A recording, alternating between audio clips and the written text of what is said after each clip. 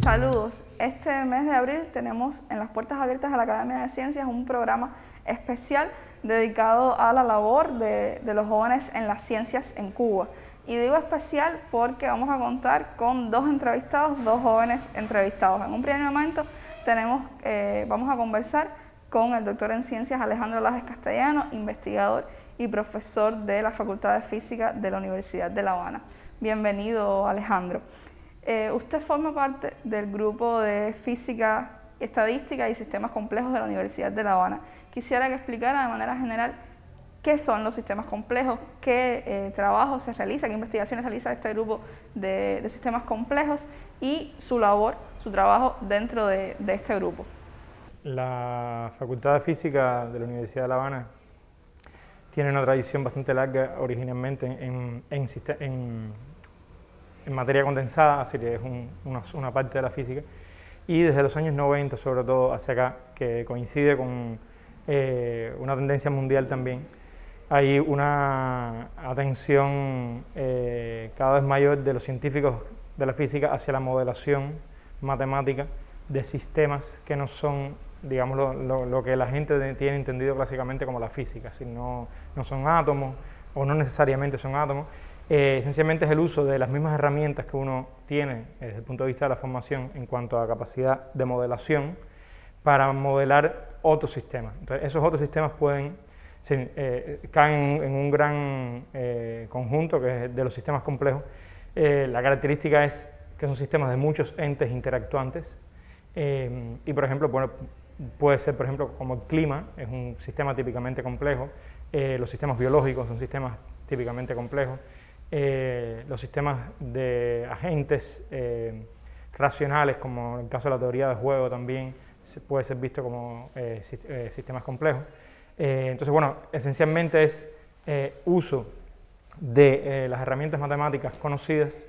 de la física para la modelación de sistemas de muchos entes interactuantes cuya naturaleza puede ser tan abierta como la que se desee, ¿no?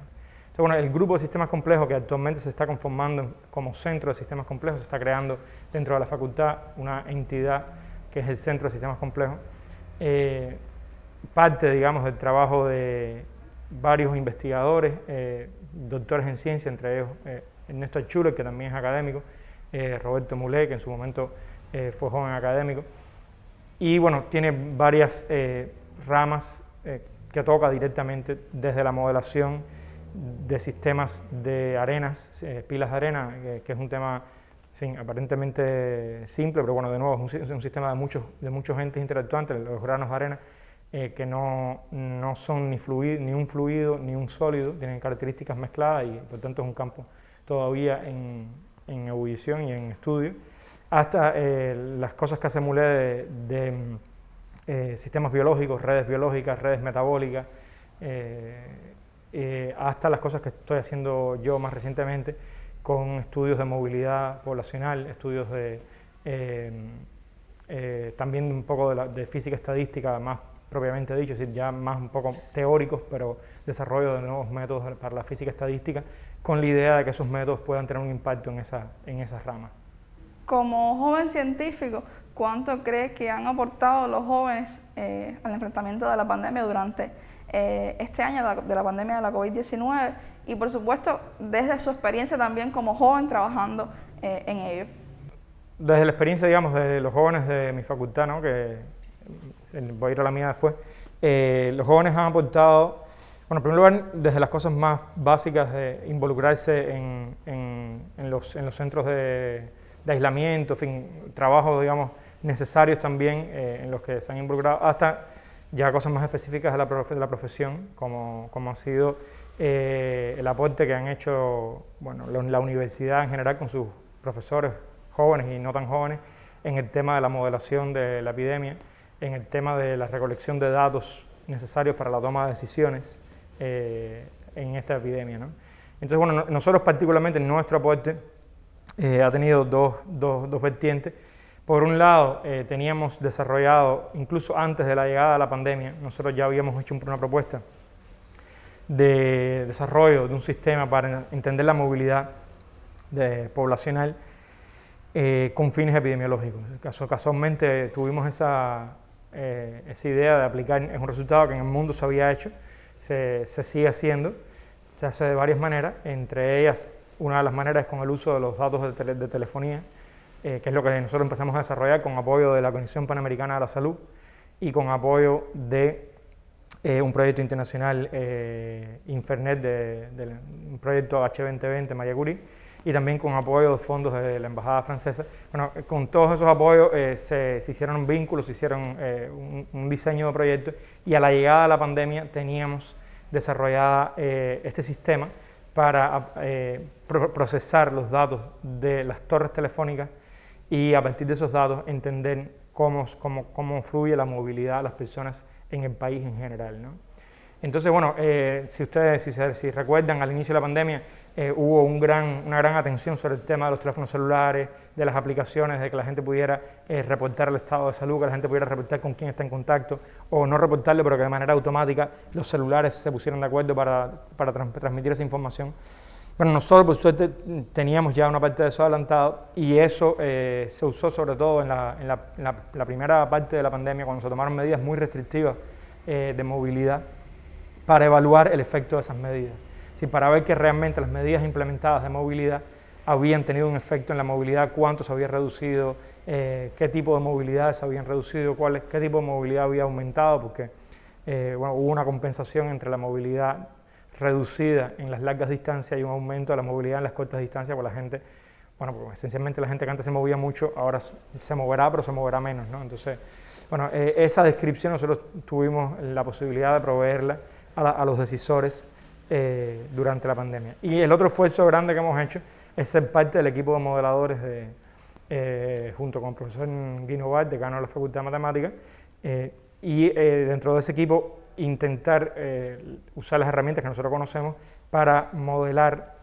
la cantidad de personas enfermas del país que no son detectadas por el sistema de salud. Entonces, eso lo hemos hecho de conjunto con el ICIMAF, con un investigador joven también del ICIMAF, que es Gabriel Gil. Y bueno, hemos estado también discutiendo este tipo de resultados con el grupo de modeladores y en ocasiones también con los decisores médicos de esta pandemia, ¿no? Desde su experiencia también como joven y profesor de la carrera de física, ¿qué retos afronta la enseñanza de esta asignatura en el país, de esta ciencia en el país? Y si considera que son necesarias políticas o estrategias para atraer a los jóvenes, no solamente a la física, sino también a las demás ciencias.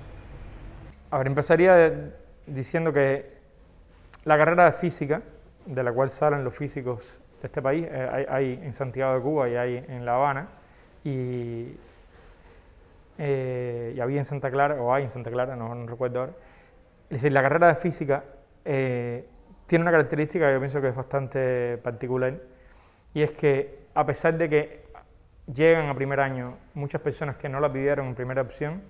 es una carrera que enamora mucho a las personas. Eso puede parecer raro que yo lo diga, o puede parecer cejado por mi propia formación, porque obviamente yo soy físico y bueno, posiblemente mucha gente de otras carreras dirían algo parecido. Pero bueno, en mi experiencia,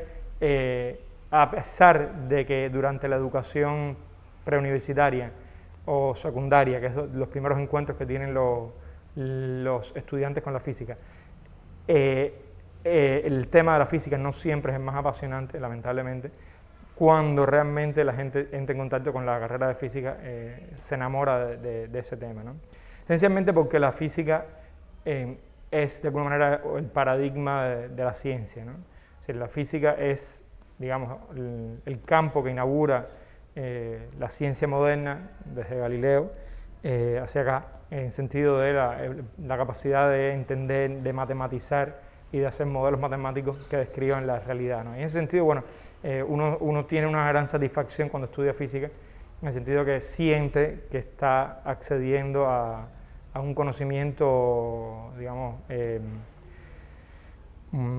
muy puro, muy particular, un conocimiento, digamos, muy cercano a lo que uno espera que sea realmente entender algo, ¿no? Entonces, esa satisfacción la sienten inmediatamente los estudiantes cuando estudian física y hace que la gente, aún no habiendo valorado esa carrera como su primera opción, después no quieran abandonarla, ¿no?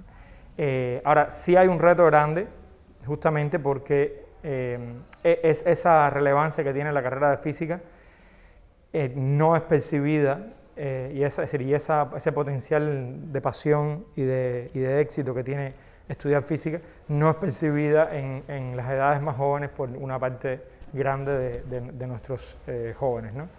Ahí hay un problema que no es solamente cubano, hay un problema que es cubano, o hay un problema que es internacional, en general con la calidad de la educación preuniversitaria y secundaria, y hay un problema también que es general, que es que, a diferencia de lo que pasó después de la Segunda Guerra Mundial, que hubo una gran atención mundial sobre el tema de la física, por el efecto que había tenido todo el desarrollo tecnológico sobre el desenlace del conflicto bélico, bueno, ese momento cúspide de atención sobre las ciencias básicas y sobre la física en particular, ha ido transmutándose de alguna manera, y hoy en día, bueno, a nivel internacional incluso, es un problema que no se logra convencer, sobre todo en los países desarrollados, a la cantidad de personas que hacen falta para mantener el potencial científico de esos mismos países. Esos países suplen eso importando científicos de otras partes, lo cual obviamente para ellos es cómodo, para el resto de los países es un problema también, que es el problema de la migración. Pero bueno, en fin, los países como Cuba, que no van a proveerse de importar científicos de otras partes, tienen que generar su propio potencial científico, y en ese sentido sí hay un reto grande de transmitirle a los jóvenes en las edades tempranas la pasión por la matemática, por la física, por la computación. Yo creo que no es solamente un problema por la química, no creo que es solamente un problema de la física, creo que es un problema general de todas las ciencias básicas, ¿no? Y bueno, le digo, es lamentable porque realmente cuando llegan al punto de estudiar esas carreras, se sienten muy retribuidos por la decisión que han tomado, pero lo que no siempre estamos logrando es que en las educaciones tempranas se genera la vocación que lleve a los estudiantes buenos a acceder a esas carreras, en particular la de física, que es la mía. Muchísimas gracias por acceder a la entrevista. Ahora vamos a una pausa y regresamos con nuestra próxima invitada.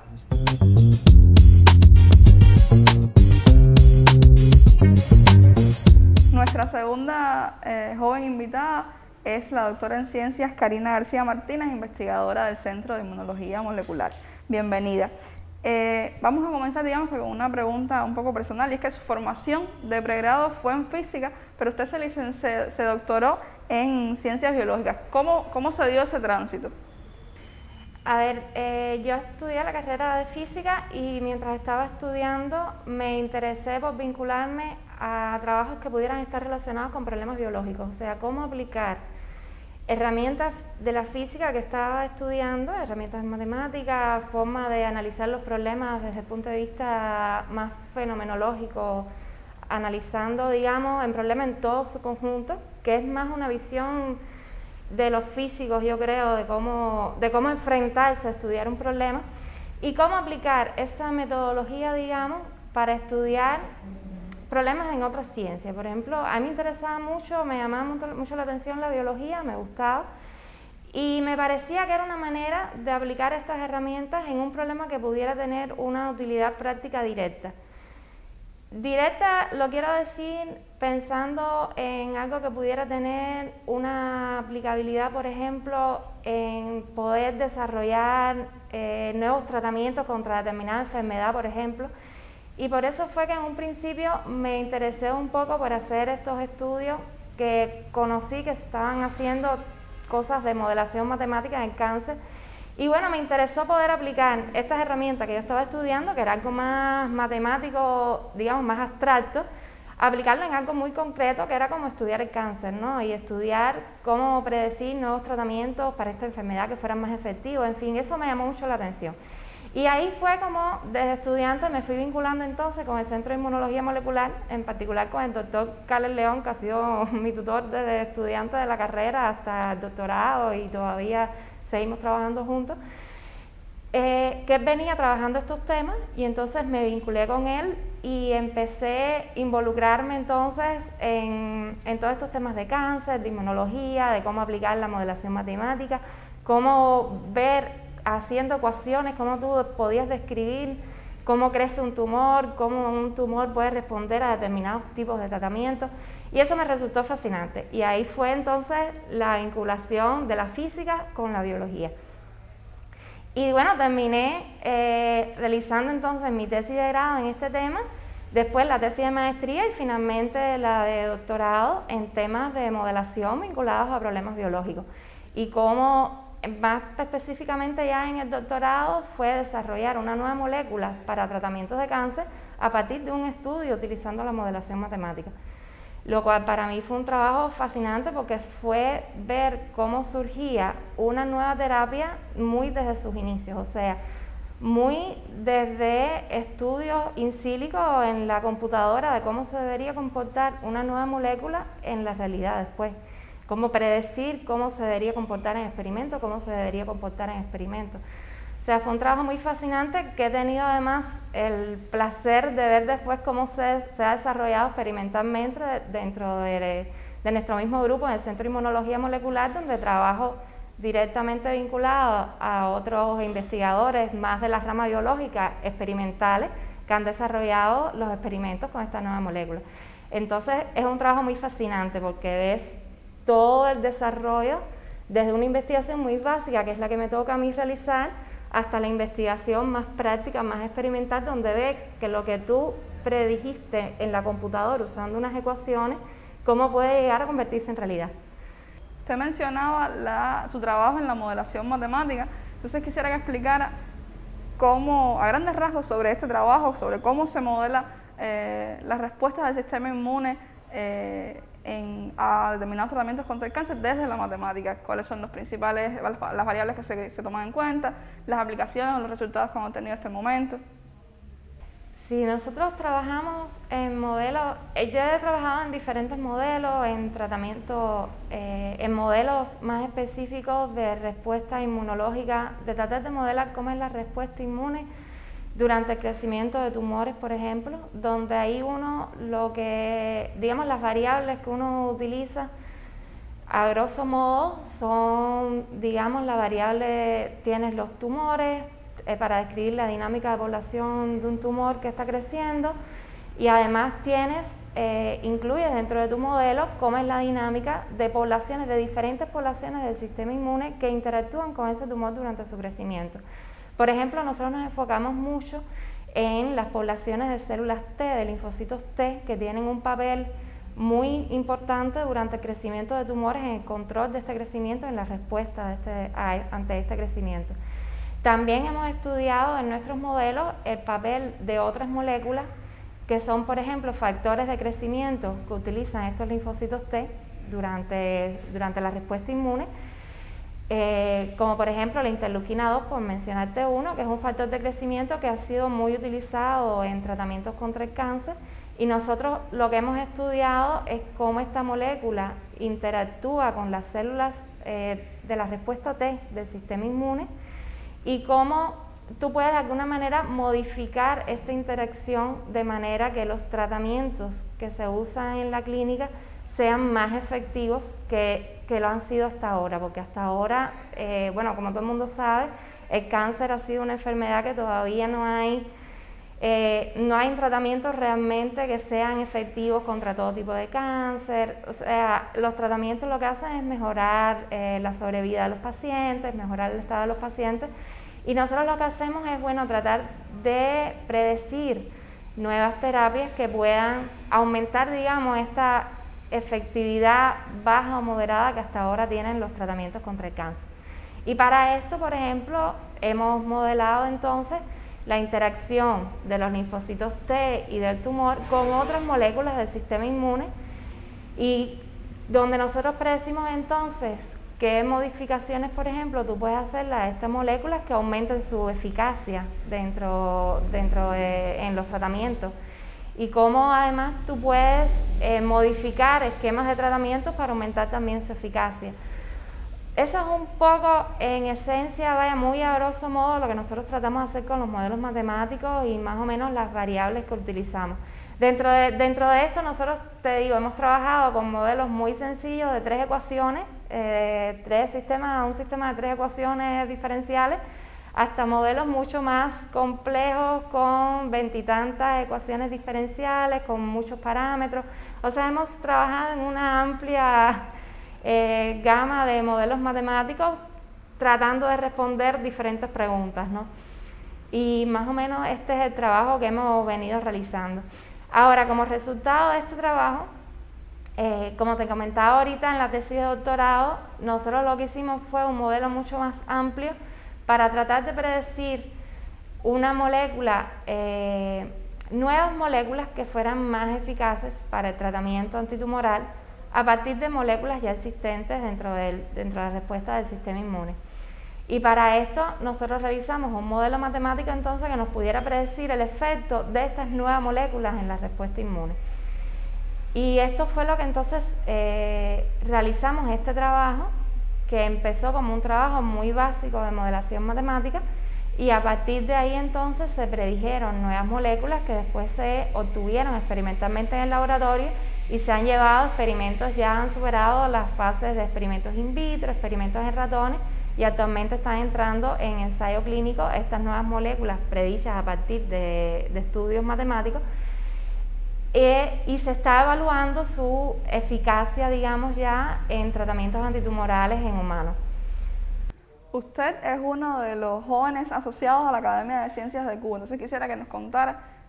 cómo llegó a ser joven asociado y qué significa también ser joven asociado a la Academia de Ciencias. Bueno, nosotros dentro del CIN se nos dio a conocer la posibilidad de que se están presentando para nuevos miembros de jóvenes académicos. De hecho, en un principio no conocíamos bien qué cosa era joven asociado a la Academia de Ciencias. Un poco tuvimos que investigar un poco qué era esto, porque era algo, al menos nosotros no lo conocíamos, no estaba muy divulgado. Y en ese momento nos presentamos 3 jóvenes de investigaciones del CIN, que los 3 recientemente, bueno, en ese momento reciente, habíamos defendido la tesis de doctorado. Éramos menores de 35 años los 3 y nos parecía que podía ser una buena oportunidad para conocer un poco cómo se mueve la política de la ciencia en Cuba, qué es lo que se discute, qué discuten los científicos cubanos cuando se reúnen, qué repercusión tiene esto dentro de cómo se va a mover entonces la ciencia o las políticas vinculadas con la ciencia. Y esa fue una de las principales motivaciones en un inicio. O sea, más allá también del reconocimiento de poder ser un joven asociado a la academia, como que lleva un gran reconocimiento atrás. O sea, es un honor también pertenecer a la Academia de Ciencias, donde hay miembros que son científicos tan respetados, con un trabajo enorme durante muchos años, y de repente uno poder estar ahí también. Es un gran honor realmente. Y por otro lado nos parecía también interesante esto de poder participar en las discusiones de la ciencia y poder discutir cuáles son, digamos, los problemas que podemos tener, los problemas o los problemas que podemos tener los jóvenes científicos en Cuba para desarrollar nuestro trabajo, que a lo mejor eso puede ser una oportunidad, digamos, de nosotros poder influenciar de cierta manera en destrabar algunos problemas que puedan haber, en destrabar a lo mejor en determinados lugares que pueda haber problemas para los jóvenes desarrollarse, para hacer doctorados, para acceder a publicaciones. Y para nosotros es una manera también de contribuir a esto, o sea, de contribuir al esfuerzo que se está desarrollando actualmente en desarrollar la ciencia en todo el país. No solo en La Habana, o sea, pensando también en los jóvenes científicos con los cuales nosotros conocemos, porque lo conocemos de la carrera o tenemos colaboración con jóvenes de otras provincias, y un poco poder contribuir al desarrollo de la ciencia y al desarrollo propio de estos jóvenes como científicos en los diferentes lugares y centros del país. Y nos parecía una buena oportunidad también como jóvenes científicos poder participar en estos encuentros y ver qué es lo que se está haciendo de ciencia en Cuba actualmente, o sea, conocer, tener un conocimiento más amplio, más allá de lo que uno hace particular en su centro, pero conocer qué se hace en otros centros, o sea, qué investigan los jóvenes en otros lugares y de qué manera nosotros podemos conectarnos con esas investigaciones que hacen los jóvenes cubanos en otros lugares. Porque muchas veces uno tiene más facilidades para conectarte con un proyecto internacional a veces que con un proyecto nacional. A veces conoces menos lo que hacen los jóvenes aquí en Cuba, en otras provincias, por ejemplo, que lo que se hace afuera. Y esto es una manera también, o sea, estar dentro de la academia es una manera también de tener más conocimiento de qué hacemos nosotros dentro y cómo podemos potenciar la ciencia que se hace dentro de Cuba y potenciar esta interacción entre los jóvenes y entre científicos en general de toda Cuba. Muchísimas gracias y a ustedes los invitamos a vernos dentro de un mes en las próximas Puertas Abiertas de la Academia de Ciencias.